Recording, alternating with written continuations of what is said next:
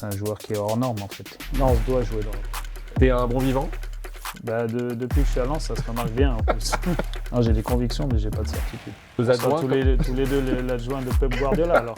tu reviendras à Lyon un jour? J'y suis toujours. On a peut-être à venir un autre monument, c'est Pierre Sage. Est-ce que tu es prêt à... tu vois pas où je veux en venir, mais est-ce que tu es prêt à devenir un monument de la région? Non, juste un élément. Ce sera largement suffisant. Il y a d'autres personnes qui méritent ici des statuts. C'est plutôt tous ces gens qui étaient dans les mines et à qui il faut rendre hommage. Alors, prêt, par contre, peut-être à ce qu'on te découvre un peu mieux pendant cette heure d'interview. Si on parle de foot, j'ai peut-être plus de chance, effectivement. Allez, ok, je vous promets qu'on va découvrir un peu mieux Pierre Sage dans Charlie. C'est parti. Pierre, on réatterrit à l'intérieur, à la Gaillette. Merci déjà de nous recevoir sur Charlie. T'es né un 5 mai. C'est quand même pas une date anodine dans le football français. Non, c'est un sacré paradoxe, étant donné que c'est un jour sans football, mais au-delà de ça, c'est pas ça qui est le plus grave, c'est surtout ce qui s'est passé ce jour-là. Et j'étais devant la télé. Au début, j'étais gamin, donc un peu déçu qu'il n'y ait pas le match, puis après, j'ai rapidement compris que c'était quelque chose de très grave. Et après coup, c'est vrai que ça a mis du temps avant d'être, je dirais, honoré à la hauteur de ce que l'événement méritait. Et dans tous les cas, aujourd'hui, ouais, c'est un jour un peu particulier encore. Je dirais pas que tu viens de nulle part, c'est toi qui l'as dit d'ailleurs. Tu as dit je viens de nulle part. Mais quand même, il y a très peu de temps, je pense que la majorité des Français, des spécialistes de foot ne te connaissaient pas. Et aujourd'hui, tu es assez médiatisé. Je pense que c'est aussi une volonté de ta part. Je voulais savoir comment tu vivais ce grand écart de rien, enfin pratiquement, à, je ne vais pas dire tout, mais en tout cas à beaucoup. Est-ce que c'est un exercice qui te plaît et comment tu abordes ce genre d'exercice aujourd'hui? Pour moi, c'est important de partager et de donner un peu des explications sur les orientations que je prends et surtout pour l'amour que j'ai pour ce sport et la manière de l'entraîner, je dirais. Donc ça ne me dérange pas de partager. Après, c'est pas l'essentiel de mon travail malgré tout. Je préfère être sur le terrain. Mais je sens que j'ai un devoir pédagogique, je dirais, de partager des choses et surtout de donner du sens, de vulgariser aussi cette approche qui est assez méthodologique, je dirais. Et ça me permet aussi d'être confronté à des questions et donc ça m'émancipe quelque part aussi à titre personnel. Donc je trouve que les bénéfices sont multiples et ça devient intéressant. Et le fait de le faire à un moment donné où on va dire que tu es dans la force de l'âge, tu as 46 ans, tu te sens peut-être plus prêt qu'un jeune entraîneur qui a 25 ans, bon même si c'est rare 25 ans, mais en tout cas qui débuterait dans le métier. Toi, on va y revenir, mais tu as connu tellement de strates dans tous les corps du football, on va dire, qu'aujourd'hui, tu es peut-être plus prêt justement à répondre à toutes sortes de questions. En fait, j'ai toujours eu du mal à comparer deux situations, surtout une qui n'existe pas. Ça se trouve, à ce moment-là, j'étais très prêt, mais je ne le saurais jamais. Ou à ce moment-là, j'étais complètement nul et je ne le saurais jamais non plus. Mais dans tous les cas, aujourd'hui, je me sens à l'aise avec l'exercice. Et ça me permet surtout de faire parler de ce sport et d'une manière un peu personnelle de le pratiquer, je dirais. Est-ce que tu dirais que c'est un exercice comment tu le qualifierais? Ça t'amuse? Ça te passe le temps? C'est nécessaire de le faire? Pour moi, c'est nécessaire parce qu'on a un devoir de valoriser notre sport, de valoriser la manière de l'entraîner, de mettre un peu de contenu derrière le côté spectaculaire et décevant, parce qu'il a ces deux côtés-là. Et ça fait rentrer un peu les gens dans les coulisses. Donc c'est pour ça que c'est intéressant. Et tu joues un peu avec le fait de ne pas être encore trop connu, d'arriver comme ça du jour au lendemain. On reviendra évidemment sur ton épisode lyonnais, sur ce qui se passe aujourd'hui à Lens. Est-ce que tu joues aussi un peu de ça j'étais personne, maintenant je suis quelqu'un, je ne sais même pas si tu le vis comme ça, mais en tout cas... Non, il n'y a pas de stratégie. Je réponds aux sollicitations parce que elles se font toujours dans un bon état d'esprit et j'aime bien le sens aussi des interviews. C'est-à-dire que si c'est pour parler uniquement de mercato, de résultats, bon, on peut laisser ça aux autres, mais à partir du moment où on est sur du contenu, on est sur de la méthode, on est sur des valeurs, sur une manière aussi de rendre ce sport éducatif pour ceux qui le pratiquent, mais aussi pour ceux qui le regardent.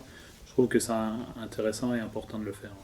Justement, sur Charlie, on va s'intéresser à toi aussi, à ta personnalité. C'est moi ce qui me questionne le plus. Le fait que tu n'aies pas été pro, comment tu le vis? Et si je te dis que, je vais te citer 2-3 noms, Arrigo Sacchi, Carlos Alberto Parreira, qui a été champion du monde avec le Brésil en 94, j'oublie pas Gérard Rouillet, Julian Nagelsmann, qui est sélectionneur de l'équipe d'Allemagne, Mauricio Sarri, je pourrais en citer plein d'autres, n'ont pas été joueurs professionnels. Ça n'est donc pas un handicap. C'est pas un handicap, mais malgré tout, il y a un manque dans la relation qu'on peut avoir avec un vestiaire au début notamment, parce que un de mes anciens compères, Habib Bey, me disait souvent, il y a très peu de temps, j'étais encore assis à côté de ces gars-là et je sais comment ils réagissent, je sais comment ils vivent ces moments-là. Donc c'est vrai que moi, je n'ai pas ça. C'est du respect dont tu parles ou... Non, c'est au-delà de ça, au-delà de la légitimité et du respect, c'est plus savoir un peu les jeux qui se jouent justement dans un vestiaire et comment les émotions montent et descendent en fonction des situations. Mais après, j'ai quand même bien étudié l'être humain, donc je sais aussi un peu comme ça fonctionne, donc je me rattache à ça. C'est aussi l'avantage de ton âge. T'as connu... Tu as été recruteur, tu as été manager, tu as été adjoint, bien sûr, tu as été chauffeur de bus, tu as été intérimaire. Je ne sais pas ce que tu n'as pas été, tu as été gardien en tant qu'amateur. Traceur de terrain. Traceur de terrain. Tu n'as que 46 ans finalement. Est-ce que c'est une chance ou est-ce que c'est aujourd'hui, à ta position d'un des plus grands clubs français, est-ce que c'est une chance? C'est un peu bizarre parce que ma réponse, elle va être double et paradoxale. C'est une chance dans le sens où effectivement je connais beaucoup de choses et ça me permet d'être assez à l'aise sur pas mal de sujets. Et à l'inverse, j'ai pas d'expertise immédiate qui saute aux yeux de mes interlocuteurs. Donc à la fois ça coûte mais ça rapporte aussi. On va basculer sur Lyon puisque là on parle du fait que tu arrives et que peu de monde te connaissent. Et quand d'ailleurs ton premier match c'est contre Lens. Là aussi, c'est un petit clin d'œil de l'histoire, mais il y en a souvent. Comme le premier match de Lens était contre Lyon. Voilà, donc ça c'est drôle. Tes 2 premiers matchs, en fait, après tu vas au Vélodrome, je crois, 3-0, ouais. Donc 2 défaites. Et là, le grand public se dit, bon, bah Pierre Sage, on ne le connaît pas, et ça ne va pas durer longtemps. D'ailleurs, à la base, tu es annoncé plutôt comme un intérimaire. Ouais, complètement. Comment tu vis ces 2 matchs et ton avenir ou pas? Quel genre de questions tu te poses? Déjà, j'étais très à l'aise avec le fait que ça ne devait pas durer longtemps. C'était pour aider le club à un moment où il en avait vraiment besoin, puisqu'il venait de changer pour la 3e fois de coach. Enfin, le 3e n'était pas nommé encore, mais en tout cas, c'était... Tu succèdes à Fabio Grosso, je crois, ouais, c'est ça? Qui lui-même avait succédé à Laurent Blanc. Et du coup, ça me semblait normal de donner la main au club à ce moment-là. Puis je dirais que j'ai pas vraiment eu le choix, puisqu'on m'a demandé de le faire dans les hautes instances. Donc... Comment tu le prends? C'est John Textor qui te l'annonce? Ouais. Alors déjà, on parlera un peu du personnage, mais quand il t'annonce que tu vas être entraîneur? Au départ, j'ai du mal à le croire. J'ai du mal à...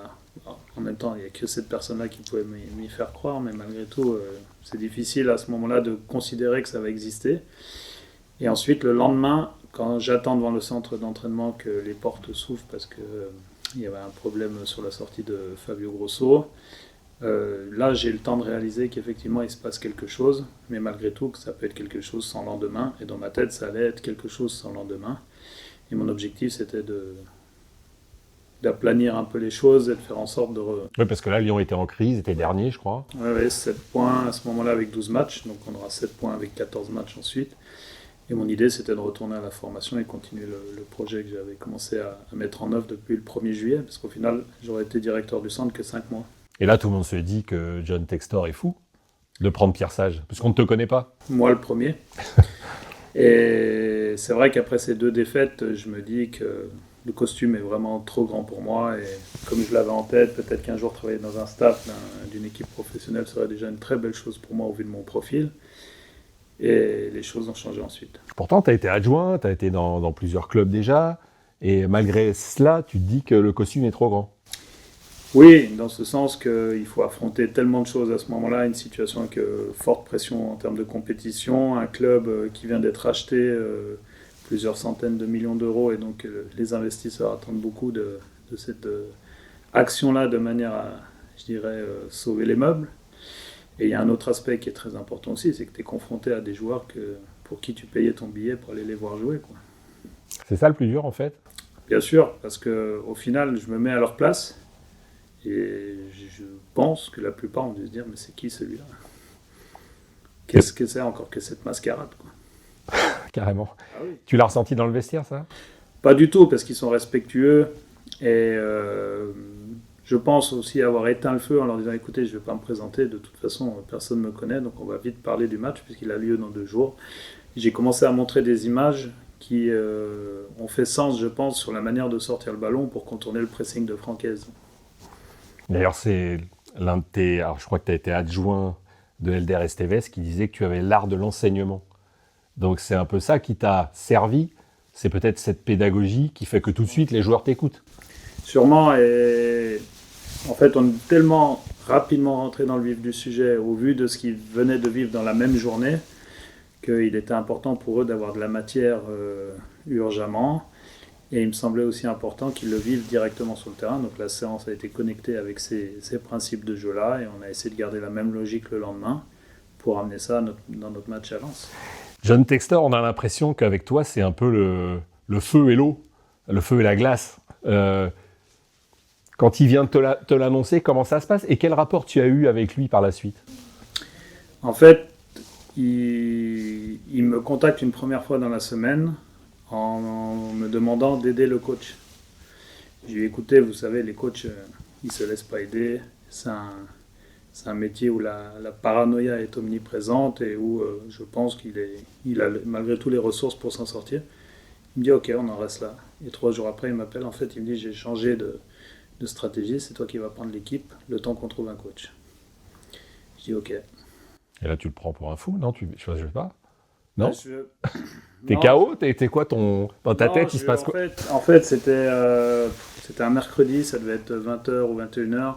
Ensuite, je suis allé voir Vincent Ponceau dans un restaurant pour qu'on parle malgré tout ça. J'ai dû rentrer chez moi vers 22h et j'ai passé la nuit à regarder des matchs de Lens. Et John Textor, aujourd'hui, ça reste quoi? Un bon souvenir? Ça reste finalement la personne qui t'a donné ta chance? Qu'est-ce que tu retiens de ce personnage qui est haut en couleur, hein? Ben, j'ai un peu le même sentiment que le jour où il m'a dit que c'était fini, à savoir que je lui dois beaucoup et malgré tout que cette décision qu'il prend au mois de janvier de l'année 2025 me fait très mal. Et c'est difficile de ne pas aimer quelqu'un que tu as aimé ou en tout cas d'en vouloir à quelqu'un qui t'a rendu un immense service. Je suis un peu dans ce sentiment-là en fait. Tu n'es pas rancunier? Pas du tout. J'ai pas le temps. Ryan Cherki, quel souvenir t'en gardes et quelle impression? Tu le connais évidemment le joueur parce que je sais que tu regardes beaucoup de matchs, mais toi qui l'as vu de près, qui l'as entraîné, comment tu qualifies le joueur et qu'est-ce qui t'a sauté aux yeux? Avant de parler du joueur, je vais vous parler un peu de l'homme parce que j'avais une image tronquée de qui il est vraiment et je tiens vraiment à redorer son image parce que c'est quelqu'un qui a vraiment le cœur sous la main, qui fait tout pour les autres. Il est à la fois jovial, à la fois chambreur, à la fois beaucoup présent. Donc c'est vrai que quand il rentre dans une salle, on le remarque. Et donc je trouvais ça pas très positif au départ. Et avec le fait de collaborer avec lui, aujourd'hui je peux vraiment valoriser la personne qu'il est. Donc on voit que derrière tout ça, il y a une bonne éducation aussi. Et du coup, je félicite ses parents, j'en profite. Et ensuite, quand on parle du joueur, c'est un joueur qui est hors norme en fait. Il est inqualifiable, il est capable de faire des choses que les autres ne voient pas, les autres ne comprennent pas, et moi le premier. Je me souviens qu'il avait fait marquer un but à Alex Lacazette au Havre, c'était en janvier 2024. Et au moment où il fait la passe, je dis mais qu'est-ce qu'il fait? Et derrière, il y a but. Que lui l'avait vu, ouais. Ouais. Donc il a un manuel qui est encore supérieur au mien en termes d'analyse du jeu. C'est un joueur qui t'a marqué, a priori. Vraiment, oui. Parce qu'en plus de ça, il a fallu le manager, l'accompagner dans son... Et tu l'as pas pourtant, tu ne l'as pas ménagé. Je me rappelle des fois de matchs où tu ne faisais pas forcément rentrer, ou des fois il n'était pas titulaire. Voilà, tu ne l'as pas non plus ménagé. Non, mais en même temps, il n'y avait pas... je voulais pas faire comme tout le monde à dire il me montera pas dessus, ces choses-là. Je ne suis pas du tout là-dedans et je voulais vraiment l'accompagner parce que je pense qu'on est arrivé à un point où il y a beaucoup de gens qui pensaient qu'il allait échouer. Et moi, je voulais bien être celui qui allait un petit peu l'aider. Alors, je vais te montrer quelques témoignages pendant cet entretien qu'on fait avec toi. Et pour te dire que tu as laissé des bons souvenirs à Lyon. Alors celui-là, je pense que tu t'y attends pas. Mais Lyon est un grand club et cette personne voulait s'adresser à toi. Non, déjà, félicitations à toi, parce qu'à un moment donné, tu as pris l'équipe à un moment où c'était pas facile et tu as fait de très bons résultats. Tu as réussi avec les joueurs que tu avais à redresser le club et à avoir des résultats. Donc voilà, je te souhaite juste une belle carrière et toujours rester toi-même parce que tu es quelqu'un d'accessible, tu es quelqu'un d'honnête et ça c'est important. En fait, Wendy, je l'ai rencontré dans 2 contextes différents. Le premier contexte, j'ai encadré une formation en 2013 au sein du centre de formation. J'étais à ce moment-là prestataire extérieur. Et elle était, elle, stagiaire pour devenir coach dans sa vie future. Mais du coup, on parlait d'un futur lointain à ce moment-là. Et elle m'avait tellement surpris. Un jour, elle avait repris un petit jeune. D'ailleurs, c'est le frère de Andy Diouf que j'ai entraîné ici. Elle l'avait repris lorsqu'elle animait la situation d'entraînement un lundi après-midi en lui disant « Tu sais pas qui je suis et tu vas pas t'adresser à moi de cette manière-là ». Donc je lui ai dit « Oula, il y a du caractère et c'est parfait ». Et au final, quand je l'ai re-rencontré en tant que coach, on avait participé ensemble aux vœux d'une année devant les partenaires du club. Et c'est vrai qu'à ce moment-là, on s'est parlé comme si on s'était toujours connus et c'était très sympa, mais dans tous les cas, je suis très satisfait de pouvoir la revoir maintenant. C'est une grande championne, on est d'accord. Hein. C'est incroyable. Et le foot féminin, c'est quelque chose qui te plaît aussi, que tu regardes peut-être différemment, mais qui attire aussi ton œil. Est-ce que ça peut t'apprendre aussi des choses par rapport à ton poste d'entraîneur ? Alors déjà, à l'académie, à l'OL, celle-ci était mixte, donc forcément il y avait beaucoup de coopération entre les 2 sections, et au final ça ne formait qu'une seule section, et j'étais très proche de Sonia Bonpastor notamment, avec qui on a beaucoup travaillé sur la méthodologie d'entraînement. Et du coup, à partir du moment où elle a pris l'équipe professionnelle, je m'occupais moi de l'équipe U16 et on faisait beaucoup d'opposition interne. Et on est arrivé à un point où le football féminin était ancré dans notre quotidien. Mais c'est vrai qu'aujourd'hui, à l'inverse, je ne me verrais pas entraîner une équipe féminine. Sur Charlie, on a un partenariat avec une association que tu connais forcément.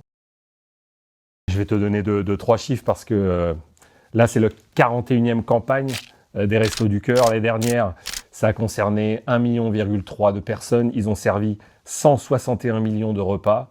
Donc, ça a un rôle social et je suis d'autant plus heureux de te le signaler, de te le dire que j'ai vu dans tes déclarations que tu disais que le football avait, et à Lens encore peut-être un peu plus, un vrai rôle social à jouer. Juste par rapport à cette association, qu'est-ce que tu as envie de dire à tous ces gens, souvent des artistes, mais beaucoup de bénévoles, je crois qu'ils sont 50 ou 70 000 bénévoles, qui permettent à des gens de manger, justement. Ce qui est assez fou, c'est que j'ai assisté au concert des Restos du Cœur. Je pense que c'était la première tournée qu'ils avaient fait. Il y avait, il me semble, Eddie Mitchell, Sylvie Vartan. Alors, je pense que c'est dans ces années-là. C'était au Palais des Sports de Lyon. Donc voilà pour l'anecdote. Mais dans tous les cas, au moment où ils ont amorcé cette chose-là, le constat de Coluche était fou. C'est de se dire qu'en France, c'était pas possible qu'il y ait des gens qui vivent ça. Et aujourd'hui, quand on se rend compte qu'ils ont servi 160 repas par an à 1 million de personnes, ça questionne encore en fait. Comment il peut y avoir de telles différences sociales dans notre société d'aujourd'hui et comment on n'arrive pas à répartir un peu mieux les richesses. Dans le football, souvent, on parle de millions, on a des étoiles plein les yeux, on voit des chiffres fous qui circulent. Toi, entraîneur de l'un des plus grands clubs, j'insiste, tu veux garder les pieds sur terre, c'est quelque chose qui est nécessaire, notamment à Lens. C'est nécessaire, puis ça fait partie de ma vie. C'est-à-dire que moi, j'ai des grands-parents qui étaient agriculteurs d'un côté de la famille et de l'autre côté de la famille qui étaient commerçants, et mes parents étaient eux-mêmes commerçants. Donc le frigo, il ne s'est jamais rempli tout seul. Donc j'ai été élevé, je dirais, dans le travail. J'ai très peu fréquenté mes parents lorsque j'étais jeune, puisqu'ils tenaient une brasserie, je ne les voyais jamais au final. Et donc ça m'a permis de comprendre que le travail avait une place importante dans la vie, et aujourd'hui ça m'habite. Quand tu arrives à Lens, je crois que c'est le 3 juin que tu signes à Lens, dernier. Quel est ton... Aujourd'hui, on a l'impression que c'est une évidence. Pierre Sage à Lens, tout le monde se dit, bah oui, évidemment, il est à sa place et le club a bien fait de le choisir. Mais est-ce que pour toi aussi, c'est une évidence? En fait, c'est ce que tout le monde me disait avant que je signe. Et je voyais pas le 100% du pourquoi. Mais avec le temps, je me rends compte que c'est un club qui me correspond bien en termes de dynamique humaine, en termes d'humilité, de place du travail dans tout ça. Et à l'inverse, j'ai appris beaucoup ici aussi au travers des gens, puisqu'on se rend compte que certains ont peu, mais ils donnent vraiment, vraiment, vraiment beaucoup, et ils nous donnent beaucoup à nous qui avons beaucoup. Et je trouve cette chose-là presque injuste, et c'est à nous de leur donner. C'est pour ça que ce qu'on fait sur le terrain est très, très important pour nous et pour eux, du coup. Quand tu arrives dans ce club, c'est un club qui a des valeurs. Alors, c'est souvent un cliché hein, de dire ça, sauf que ici, c'est plus vrai peut-être qu'ailleurs. Il y a des vraies valeurs humaines. Et quand tu choisis un coach, effectivement que l'entraîneur et ses compétences sont importants, mais ses valeurs également. L'homme est aussi très important.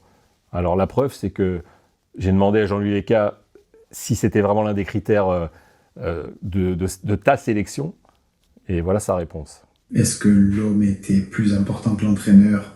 J'ai envie de dire oui et non, mais la question est très importante. Donc il a fallu avoir un premier échange téléphonique, puis un second, puis un entretien. Pierre a dit une phrase très très importante et qui a été marquante pour moi. Il a dit j'ai envie de travailler, et ce mot-là qui pour moi était fort parce qu'on est quand même dans une région qui est à part, avec où on sait ce que c'est le sens du mot charbonner. Et puis après, que dire de l'entraîneur, voilà. L'adaptation qu'il a, l'homme qu'il est, à drainer et à amener tout le monde avec lui. C'est pour faire ça humainement, il faut être très très bon, et j'avais zéro doute sur ça. Il a été très gentil avec moi, et du coup, je ne peux pas être sympa avec lui parce que je vais lui dire ok, t'as mis les cadres, mais elles sont où les photos des cadres?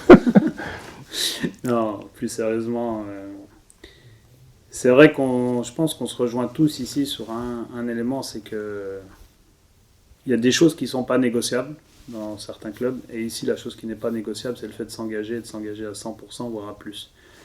Et je dirais que c'est un vrai levier pour nous, le staff, étant donné que chaque jour, on sait qu'on n'a pas besoin de démarrer le moteur avec les joueurs, puisque de fait il y est. Et donc ce qui est important ensuite, c'est d'amener un peu de... Je ne veux pas que ce soit mal interprété, mais d'intelligence là-dedans, de manière à ce que l'énergie serve à des choses plutôt positives.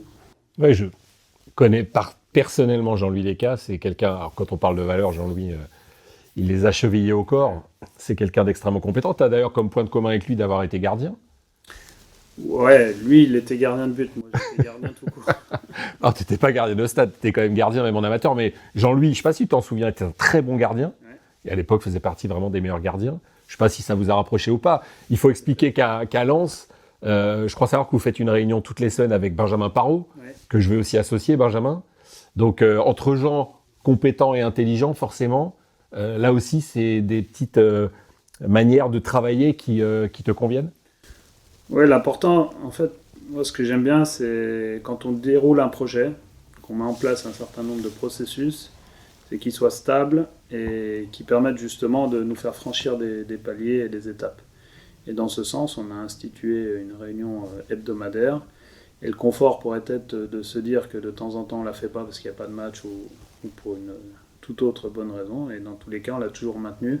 Et même si on ne se dit pas grand-chose, en tout cas, des fois, on est bien content de se retrouver et de se dire que tout va bien. Mais je crois savoir quand même que vous dites des choses, justement. Oui. Benjamin m'a dit que même des choses que des fois, tu n'as pas envie d'entendre ou que eux n'ont pas envie d'entendre.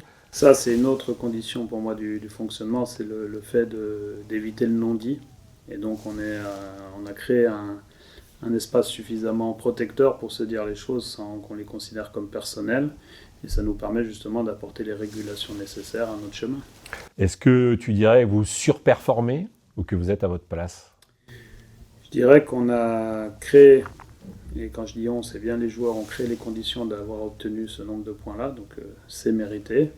Maintenant, est-ce que ce sera notre norme dans la durée? Il va falloir faire preuve de toutes les endurances possibles pour maintenir ce rythme-là, mais dans tous les cas, je pense qu'on est capable de le faire. Quand tu bats Lille, et même sans parler du derby, mais très nettement 3-0, quand tu bats Marseille, quand tu étrilles Monaco au stade Louis II, ça peut pas être le hasard. Enfin, tu connais le football. C'est pas le hasard, mais il y a une chose aussi qui est certaine, c'est que tout peut être remis en cause du jour au lendemain, comme ça aurait pu être le cas à Metz. Et ce qui était important pour nous, c'était, ok, on était tombé, mais c'était surtout de se relever.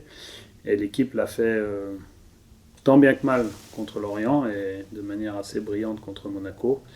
Donc maintenant, ce qui est important, c'est de montrer qu'on est ambitieux et qu'on assume cette ambition tous les jours. Tu as donné aux joueurs un objectif de fin de saison, ou est-ce que comme on le dit souvent, c'est match après match? Pour moi, il faut 35 points pour se maintenir en Ligue 1 et j'aimerais bien qu'on se maintienne sur l'année 2025. Donc déjà, si on est à cet objectif à mi-parcours, ça veut dire que tout le reste, c'est le dessert et le digestif. T'es gourmand, toi, d'ailleurs? J'ose même pas répondre à cette question, les images parlent d'elles-mêmes. T'exagères. On y reviendra d'ailleurs tout à l'heure, tu verras. Là aussi, une petite surprise. Est-ce que Lens peut jouer l'Europe? Lens doit jouer l'Europe. Parce que le mérite. Dès cette année. Le public ici le mérite. Pour moi, le ramener ça, c'est... Voilà, on peut rendre les clés après, c'est fait. Peu importe ce qui se passera. Leur dire, voilà, vous allez vivre ces moments-là comme il paraît que... Enfin, les joueurs se sont exprimés dernièrement sur le meilleur sentiment qu'ils ont eu ici. Et les trois qui étaient interviewés, à savoir Jonathan Gradit, Flo Sotoka et Adrien Thomasson, ont bien parlé du match contre Arsenal ici. Ils ont senti quelque chose de spécial, une atmosphère spéciale.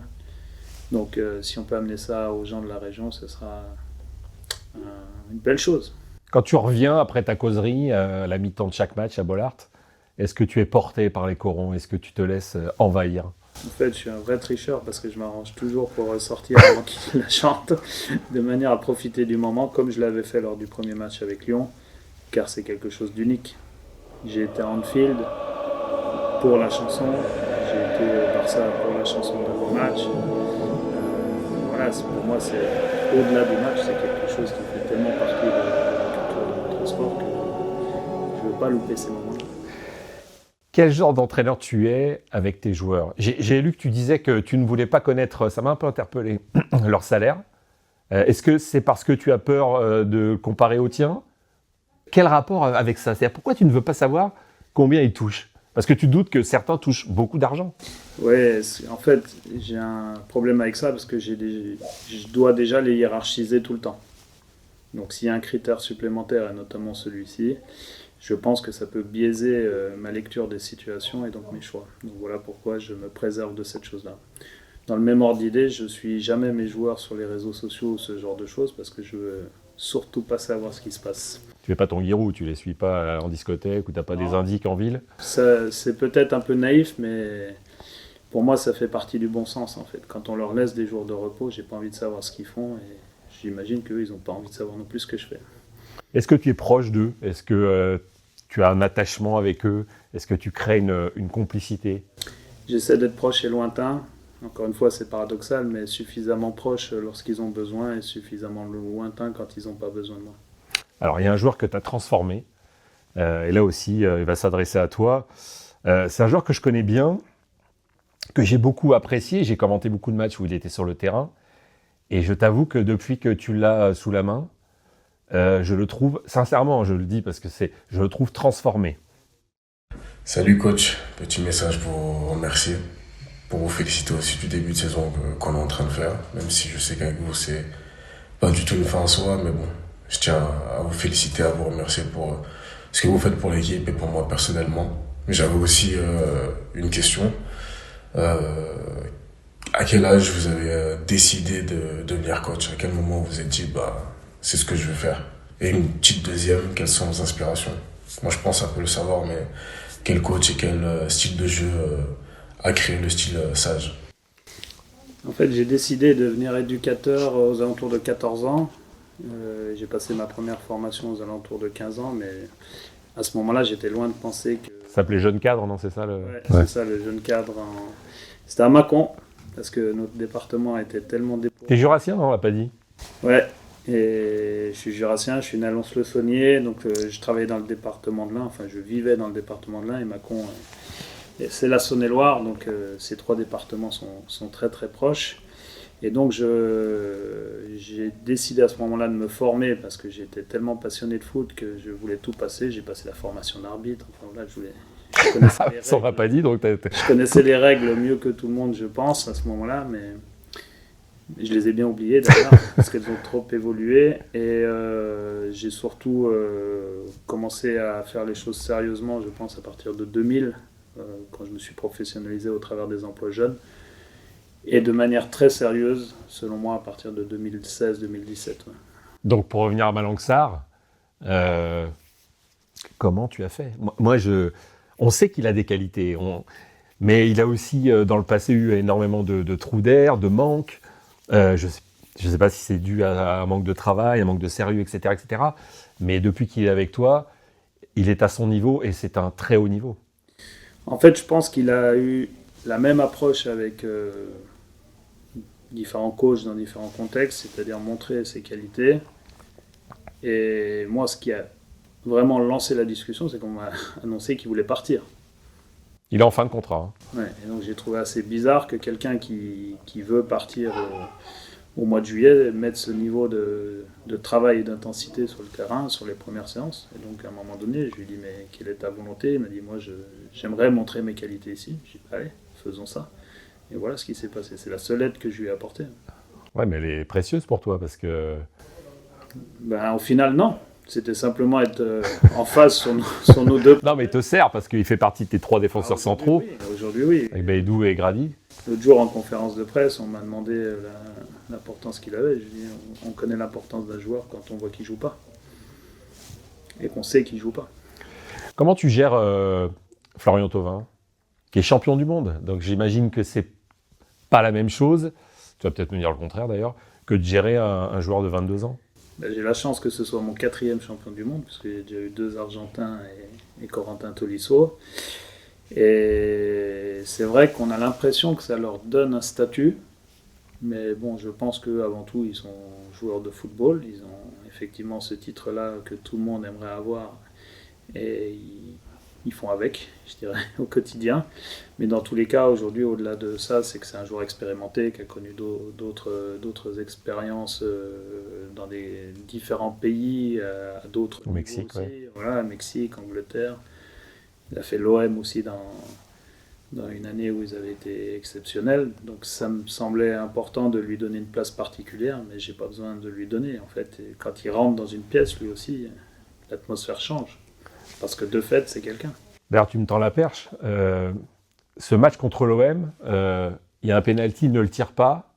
Il l'a dit lui-même, hein, donc je peux le répéter. Et je connais bien Flo Thauvin aussi. Parce que c'est l'OM. Ça te choque pas, ça ? Ça me choque pas.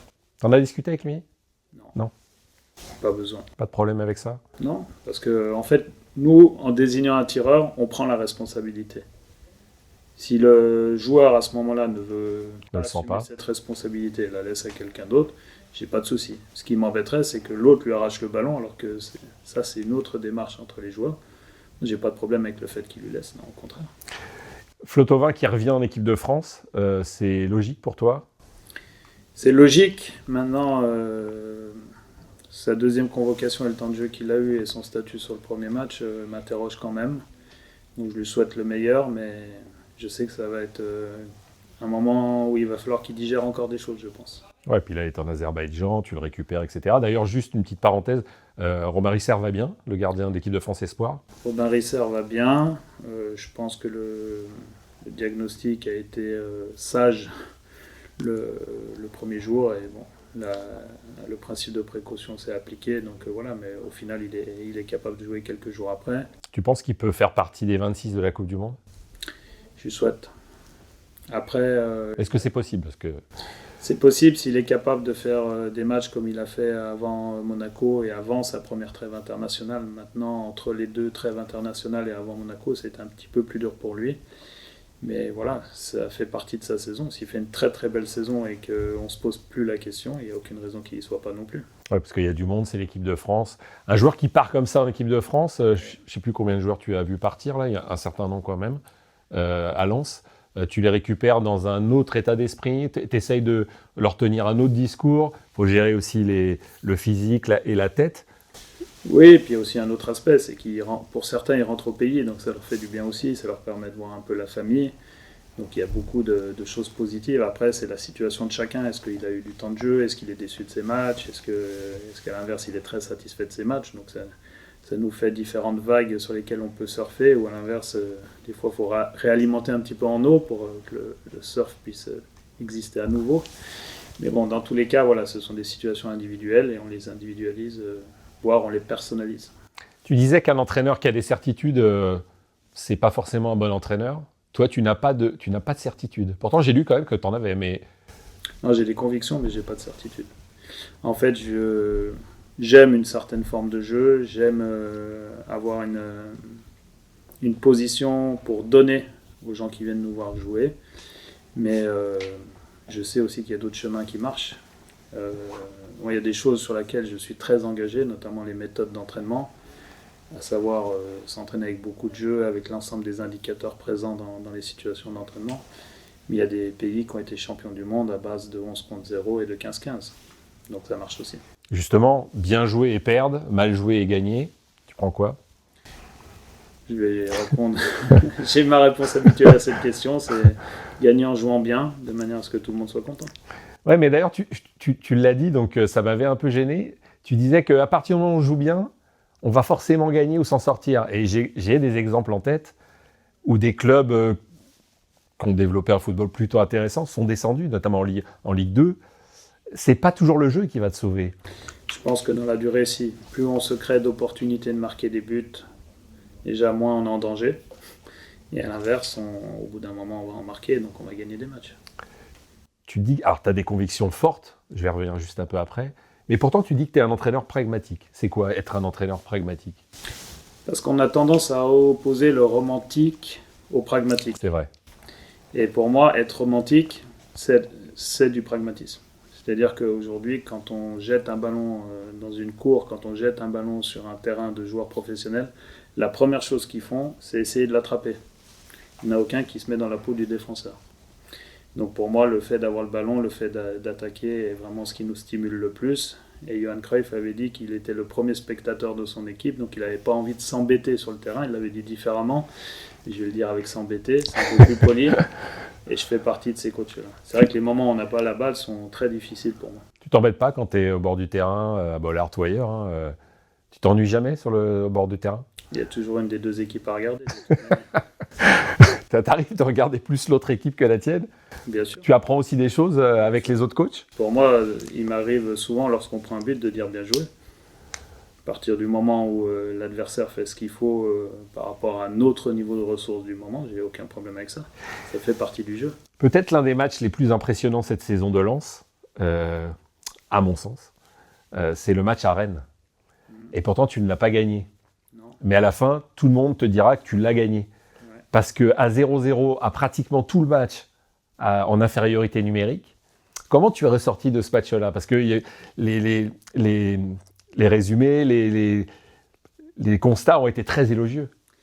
En fait, on n'a pas gagné le résultat, mais on a gagné les cœurs. Et ça, c'est le plus important. C'est-à-dire qu'on a marqué la mémoire des gens en livrant un match à la hauteur des valeurs qu'on défend dans notre club et aussi de l'ambition, la nouvelle ambition qu'on est en train d'afficher. Donc on était en phase vraiment avec qui on veut être. Là, il y avait une bataille presque fratricide avec Habib Beye, qui est ton ami, on peut le dire? Oui, vraiment.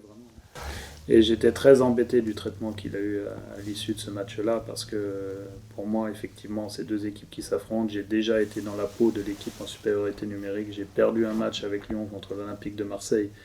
Dans des conditions, on avait 4 XG, on avait loupé un penalty. Enfin voilà, le match a vraiment mal tourné. Donc je sais ce que c'est que de vivre cette situation-là, mais à l'inverse, le traitement qu'on lui avait réservé, je trouve ça inadmissible.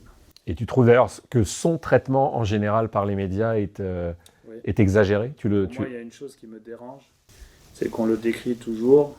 Alors moi, on m'appelle le natif du Jura, l'ancien coach de Lyon, et lui on dit tout le temps l'ancien consultant.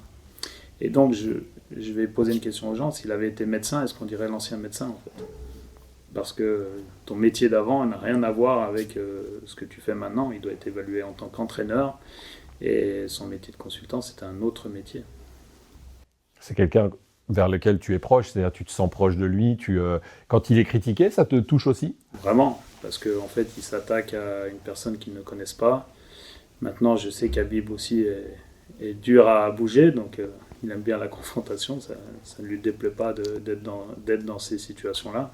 Mais dans tous les cas, au bout d'un moment, il faut siffler la fin de la récréation et faire en sorte qu'on reconnaisse l'entraîneur qu'il est, et on l'a bien vu sur leur dernier match. Et peut-être le laisser travailler. Surtout, mais ça, tu le sais, toi, en tant qu'entraîneur aussi, tu l'as vécu à Lyon d'ailleurs, on ne vous laisse pas toujours travailler. non, et c'est le paradoxe aussi de ce fonctionnement-là, c'est-à-dire qu'on veut des résultats, et on sait que la stabilité est importante, on sait que les habitudes qui se créent sont importantes pour les joueurs, mais malgré tout, les rythmes ne permettent jamais ça. Ouais, c'est fou. Hein. Vous pourriez retravailler ensemble. Tu as dit que tu pourrais être son adjoint. Il t'a répondu qu'il pourrait être aussi ton adjoint. Ou alors vous êtes 2 adjoints. Tous les deux l'adjoint de Pep Guardiola. Ça sera parfait. C'est pas mal. Bah oui. Il y a pire. T'as encore beaucoup de choses à apprendre, Pierre? Bien sûr, tous les jours. Mais même dans cette interview, j'apprends des choses. Non mais c'est vrai. Pour moi, chaque situation est une opportunité de sortir un petit peu mieux qu'on était en rentrant. C'est ton côté, tu prends tout ce qu'on te donne en fait. J'ai vu que tu avais quitté l'école assez tôt. Non, en fait, t'as pas fini le collège, non, c'est ça? J'ai pas fini le collège, mais j'ai passé mon brevet en candidat libre, donc je l'ai eu. Après, j'ai été au lycée, j'ai eu mon bac en faisant poteau rentrant, on va dire. Et à partir du moment où j'ai eu un menu qui me plaisait, c'est-à-dire une fac de sport, ça a été très bien. Donc j'ai eu une maîtrise de management du sport et je me suis formé dernièrement. J'ai un master professionnel en périodisation tactique. Donc aujourd'hui, j'ai un bac plus 5. Ouais, c'est aussi avoir peut-être l'intelligence de son sport et de la vie. C'est pas parce qu'on ne fait pas d'études, même si tu en as fait, tu viens de nous le dire, qu'on est moins intelligent ou quoi que ce soit. Je veux dire, c'est des raccourcis. Ouais, pour moi, ça n'a rien à voir parce que l'intelligence scolaire, c'est déjà pas l'intelligence de la vie et chaque métier a sa propre intelligence. Et aujourd'hui, il me semble important de savoir qui on est, ce qu'on veut faire. Et c'est pour ça qu'il y a peut-être des moments dans notre vie dans lesquels on se retrouve moins dans ce qu'on nous impose. Parce que moi, si on m'avait proposé d'aller à l'école, comme je l'ai déjà dit, c'est pas sûr que j'y sois allé et ça avait été mal interprété parce que il faut pas voir derrière ça le message de ne pas envoyer les enfants à l'école. Hein. J'emmène mes belles-filles le matin à l'école quand il le faut, il n'y a pas de problème avec ça, mais ce qui me semble important aujourd'hui, c'est de considérer que chaque trajectoire est différente et que ça se respecte. On l'a vu, hein, de par ton parcours, et on va revenir juste un petit peu après, tu vas avoir le droit à un petit quiz. Il y a des gens que tu as marqués, qui t'ont marqué sans doute. Tu as été adjoint, je pense à Elder Esteves, on vient de parler d'Habib Bey, je pense à Karim Mokedem, qui avait envie de te parler. Donc, Coucou mon Pierre, j'espère que tu vas bien. Voilà. Un petit message d'être content déjà, je suis content de ta réussite, je suis content de ce qui se passe pour toi, et pas du tout surpris de l'autre côté, parce que tu as toujours respecté le football, tu as toujours donné le meilleur au football, et toi comme moi on sait très bien que voilà, venir du fin fond du football amateur, parfois ça peut être un peu compliqué, même si je pense que les gens restent convaincus que c'est une force. Cette force, elle t'habite, elle est en toi, et tu démontres au quotidien toutes tes compétences, et je pense que le meilleur reste à venir. Voilà. Et l'éternel insatisfait a mis pas top, j'ai fait au mieux comme message. Non, moi je le remercie parce que je trouvais que c'était un message. J'ai mis un peu de temps à l'avoir pour tout dire puisqu'il était à l'étranger. Ouais.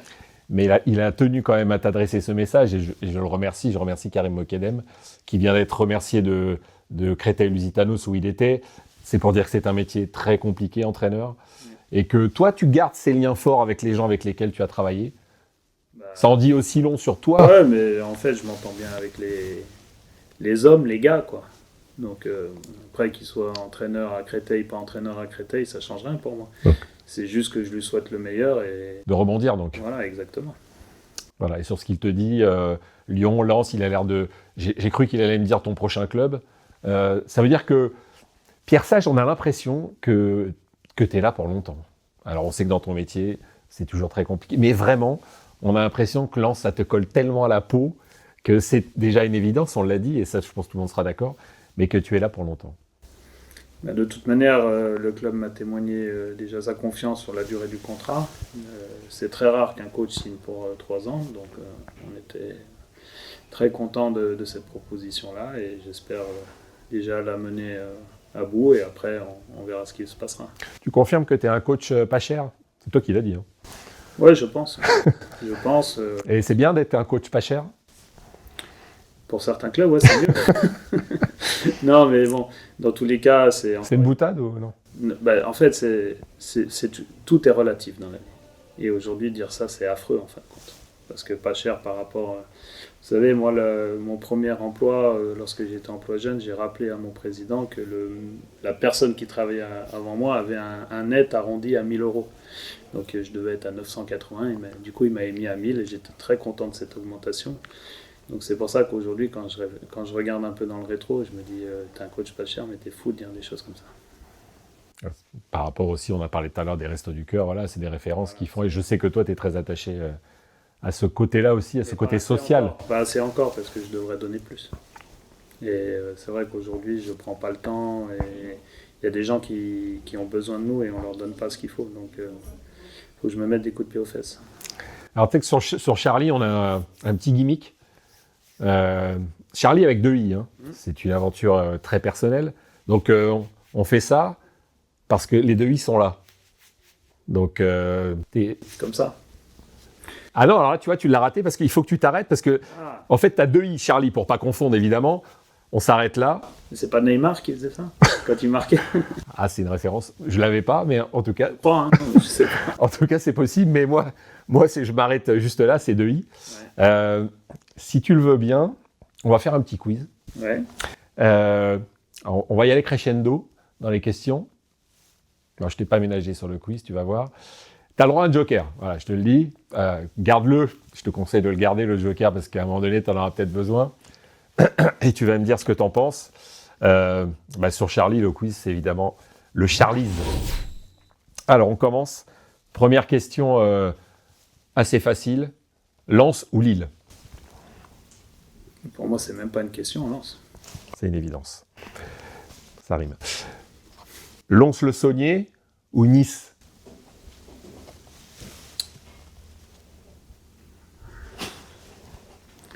Lons-le-Saunier. Sinon, il n'y aurait pas eu Nice. Nice, c'est ta vie privée. Je sais que tu le gardes ça pour toi et moi, je suis le premier à le respecter. Mais voilà, je dis juste, je donne la référence pour que les gens puissent comprendre. Ça a été un port d'attache très important pour toi. Pendant 12 ans et maintenant, c'est plutôt Lyon. Entraîneur ou éducateur? Éducateur. Alors pourquoi? Parce que pour moi, quand on entraîne, c'est qu'on donne un mouvement. À l'inverse, quand on éduque, c'est qu'on donne des possibilités de mouvement supérieur. Real ou Barça? Barça. Tout simplement pour l'héritage qu'ils nous ont laissé, ne serait-ce qu'entre 2009 et 2012. Ça va se corser pour toi. Cherki ou Thauvin?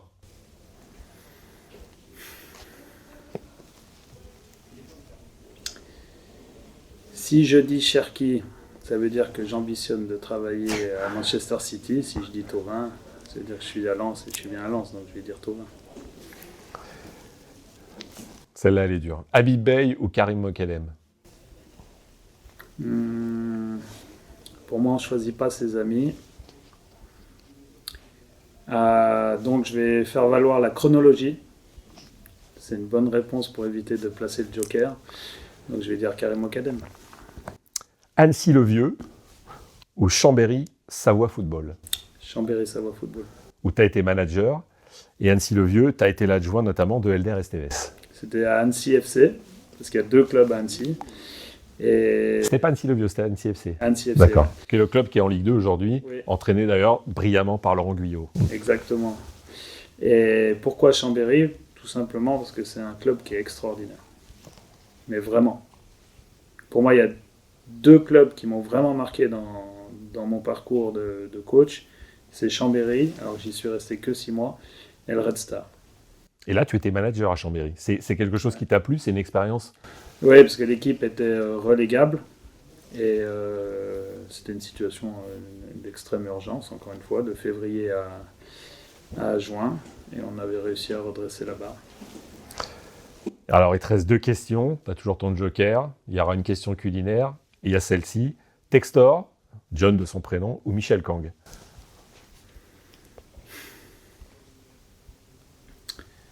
En fait, ils se sont séparés, filles et garçons, alors qu'ils étaient ensemble sur Eagle. Et aujourd'hui, il y a eu John, puis Michel Kang. En fait, je vais répondre John Textor, mais peut-être qu'un jour, je répondrai Michel Kang. Pourquoi, à ton avis, j'oublie pas la dernière question, mais pourquoi John Textor a autant dérangé le football français? Parce qu'il a vraiment dérangé le foot français. Pour 2 raisons. La première, c'est qu'il a tenté de faire bouger des lignes qui étaient bien ancrées. Et la deuxième chose, c'est ce qui s'est passé à Lyon. Et tu penses qu'il était vraiment de bonne foi quand il parlait du budget, quand il parlait de... Là, on parlait de millions, avec la multipropriété, des choses qu'on ne maîtrise pas toujours. Il n'est pas resté longtemps, il a apporté aussi certaines idées, il a essayé, comme tu l'as dit, et moi, je le reconnais, de bouger aussi certaines lignes à la Ligue. Le football français est assez conservateur. Le football français est assez conservateur, je pense qu'il avait de réelles idées dans la manière de faire évoluer les choses, et d'ailleurs il y a des choses qui sont parues ensuite, comme Ligue 1+, par exemple. C'est pas que son idée, mais il était un des défenseurs de cette... Avec l'actionnaire lensois, d'ailleurs, on peut le dire, hein. Joseph Ougourlian. Hein. Et encore une fois, si on prend mon 100% de positionnement, il n'y aura pas 100% qui seront bons. Donc lui, je pense qu'il y a des bonnes choses et c'est important de les retenir quand même. Et dernière question, est-ce que tu préfères des frites de chez Sansas ou alors des quenelles dans un bouchon lyonnais? Des frites dans un bouchon lyonnais, c'est pas mal. Non, ça doit se trouver. Honnêtement, pour l'instant, d'un point de vue culinaire, Lyon reste la capitale mondiale. Des quenelles. Ou autre chose, hein, parce de que... tout. Voilà. On mange très très bien à Lyon. Ouais, tu l'as dit, t'es un bon vivant? Depuis que je suis à Lens, ça se remarque bien. En plus. Non, mais t'aimes bien la bonne table. En fait, j'ai un problème, c'est que je respecte ce qu'on me donne. Et donc, quand les gens sont très généreux, je sais l'être aussi avec la fourchette, quoi. Ça va, tout ça avec Lens, avec l'ambiance, avec ce que tu peux manger, ce que tu peux partager. Est-ce que tu as trouvé ton club? Parce que j'ai l'impression quand même, et ta ville et ta région. Même si tu es jurassien, on l'a dit. Non, j'ai trouvé un lieu dans lequel les gens sont extraordinaires en termes d'accueil, en termes de gentillesse, en termes d'engagement. Mais j'ai quand même quasiment 45 ans dans une autre région, donc je ne peux pas aujourd'hui renier ma région pour dire que je suis 100% lensois. Je suis 100% l'entraîneur de Lens et je ne me considère pas encore comme un gars du Nord. Tu reviendras à Lyon un jour? J'y suis toujours. J'ai une maison à Lyon, dans laquelle il fait très bon vivre.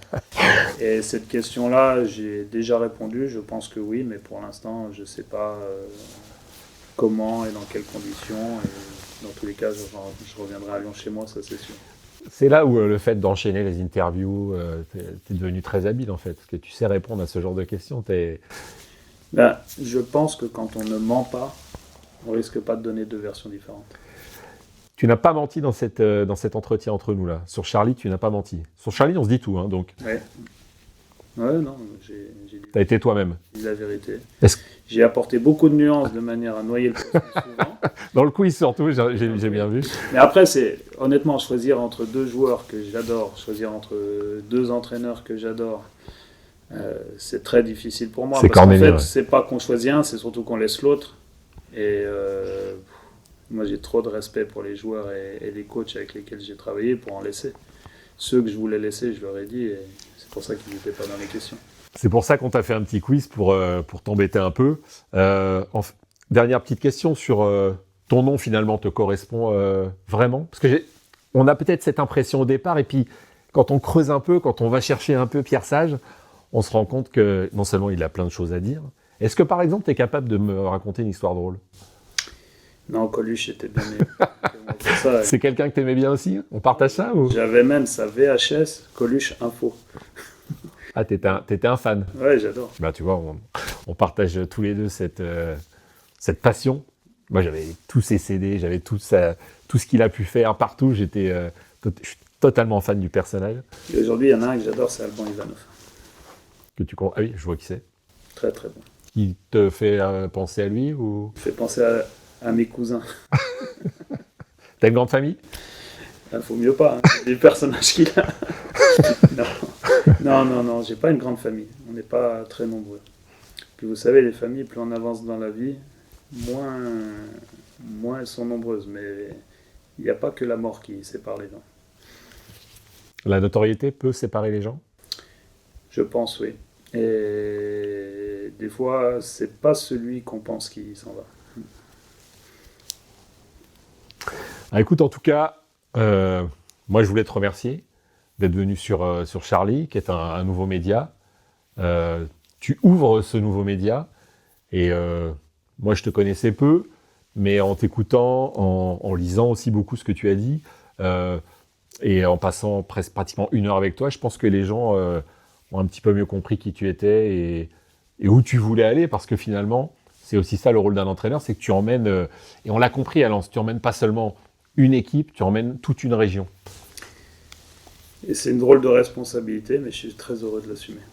Et tu as l'air assez tranquille, Pierre, c'est ça qui peut-être m'étonne le plus, c'est que j'ai l'impression que même bord du terrain, quand je te regarde, la pression, elle passe, ou alors tu la caches bien, mais elle passe largement au-dessus de toi. Parce que pour moi, il y a des choses bien plus graves que ça dans la vie qu'un match de football, et il faut se rappeler qu'on n'est que des entraîneurs de football, et le football, c'est un divertissement. Bon, on te souhaite quand même le meilleur. Oui, qu'on s'amuse beaucoup. N'hésitez pas d'ailleurs à vous abonner sur Charlie, petit clic, hop, ça va vite. Merci Pierre. Merci.